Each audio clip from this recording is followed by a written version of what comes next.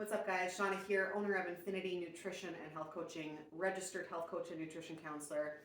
I want to talk to you about the psychology of eating for a second. So, specifically around emotional eating. It's such a tricky thing for people, and a lot of people just feel stuck in a rut with having a pretty good understanding of what it means to be healthy and make health conscious decisions, but just not being able to actually follow through in the action of doing it. And it all starts up here. So if you are somebody who feels stuck with a pattern of negative eating associated with that emotional eating, then I'm going to share a couple of tips or steps that you can do to help combat that and tackle those issues. So the first thing I want to share is just the acknowledgement of what emotional eating is and what that entails. So everybody emotionally eats. From the day we were born, food has been a coping mechanism to help comfort us, right from, being babies, being nursed or, fed the bottle. That's a comfort thing too. I have a almost 2-year-old toddler right now, and I can tell you that I definitely use food as a solution and strategy to help in certain situations that is not just about actually feeding her a meal. So, food is just, it's been ingrained in us since we were born, and it's something that is so accessible, to use as a coping mechanism.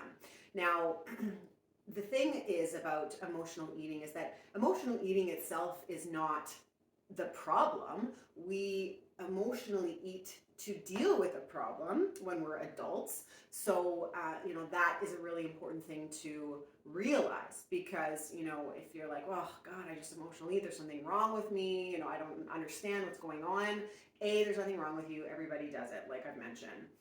B, it's not emotional eating that's the problem. It's the solution to the problem. So you need to ask yourself, why am I using food as a means to cope? Okay, so once you ask yourself why, that, the answer to that question can give you information that you can use to your advantage.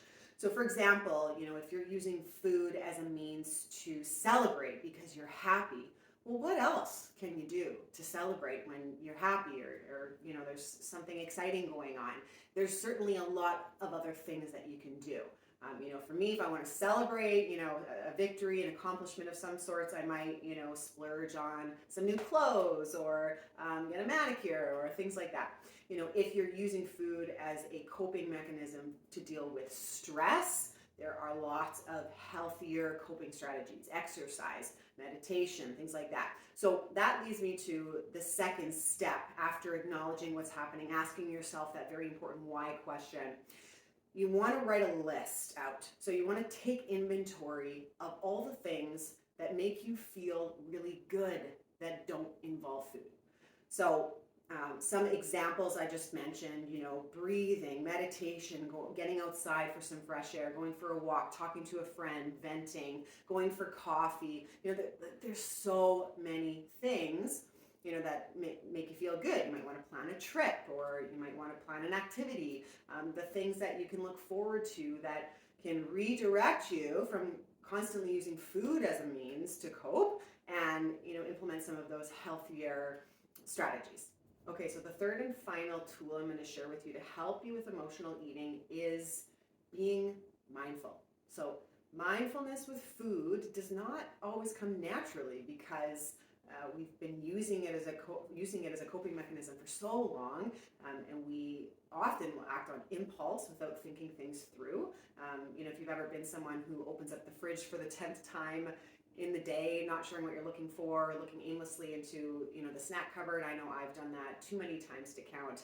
So being mindful is so powerful in and of itself, and how you can do that is make sure you're present in the moment and you're aware of what you're doing, what you're selecting for food, how much of that you're consuming, and a couple of questions, particularly when, you might be going for food that isn't always the most nutritious, options, is asking yourself some questions and playing that tape till the end, right? Not just being present in that moment, but fast forwarding just a little bit to think about how that's going to make you feel and if this is a really good choice for you.